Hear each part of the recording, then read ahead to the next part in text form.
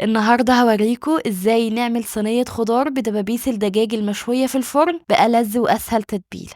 هنعملها بتتبيلة قوية هتخلي الفراخ جوسي وطرية وشاربة كده من طعم التتبيلة، وطعمها بيبقى حلو قوي قوي. لايك وشير للفيديو ويلا بينا على الطريقة. عندي الفراخ بعد لما غسلتها كويس ونشفتها من المية. باخد كل دبوسة بالطريقة دي كده واعمل فيها فتحات علشان تتشرب التتبيلة اللي هنعملها. وللتتبيلة هنجيب الطبق ونحط فيه ربع كوباية من الزيت. على الزيت بحط معلقتين كبار من الزبادي، وعليهم بحط معلقة كبيرة من الخل و3 معالق كبار من الصلصة. وبعد كده بحط التوابل، ولو مش متوفر اي نوع من اللي هقوله دلوقتي ممكن نستغنى عنه خالص، مفيش مشكلة. من كل حاجة بحط نص معلقة صغيرة، بحط فلفل، كمون، بابريكا، شطة، كاري، كركم، قرفة وتوم بودرة وبصل بودرة وكمان الملح.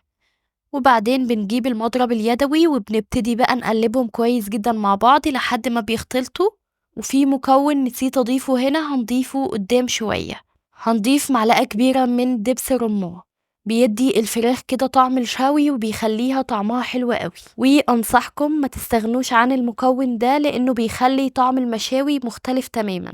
بنبتدي بقى نجيب الفراخ وننزل بيها في التتبيلة بالطريقة دي كده. بنقلب بقى الفراخ في التتبيلة أو بندعكها كويس جدا من تحت لفوق، والفتحات اللي احنا فتحناها بالسكينة دي بنحاول على قد ما نقدر ندخل التتبيلة لجوه كده اللحم علشان الفراخ تتطعم كده وتتشرب من التتبيلة دي. ممكن كمان تعملوا التتبيلة دي من بالليل، هتبقى حلوة قوي قوي وهتديكوا كمان طعم أحلى وأحلى. أنا سبتها بس لحد ما قطعت الخضار اللي هحطه تحتيها. عندي بطاطس بقطعها كده لمكعبات سميكة شوية، وعندي كمان حبة جزر بقطعها كده لحلقات سميكة برضو شوية، وبقطع معاهم كمان فلفل أخضر وبصل.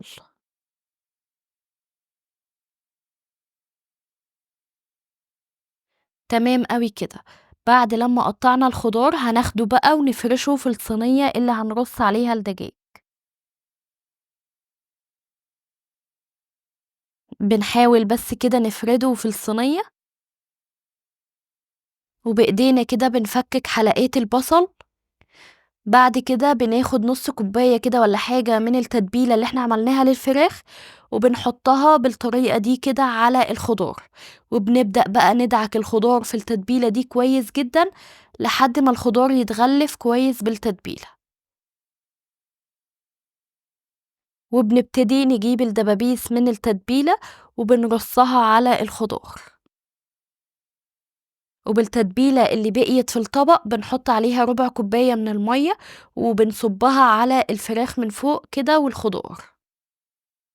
بعد كده بابتدي أجيب ورقة زبدة وورقة فويل فوقيها واغطي على الصينية الحلوة دي. الفرن طبعا مولع قبلها ب10 دقايق ولا حاجة، على 200 بنحطها على رف الوسطاني متغطية كده لحد ما نتأكد ان خلاص الفراخ استوت والبطاطس استوت. بنشيل بقى ورقة الزبدة وورقة الفويل وبنفتح بس نشوية آخر 10 دقايق تتحمر من فوق وتاخد لون بعد كده بنخرجها بتبقى معانا بالشكل الحلو قوي ده.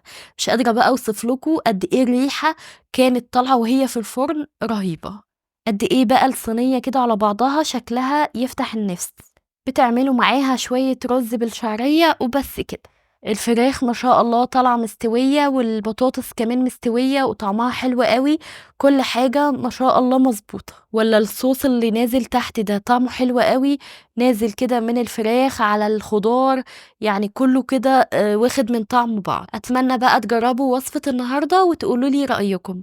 ولو عجبكم فيديو النهاردة ما تنسونيش في اللايك والشير، وما تنسوش كمان تشتركوا في قناتي على اليوتيوب. مع السلامة يا حلوين.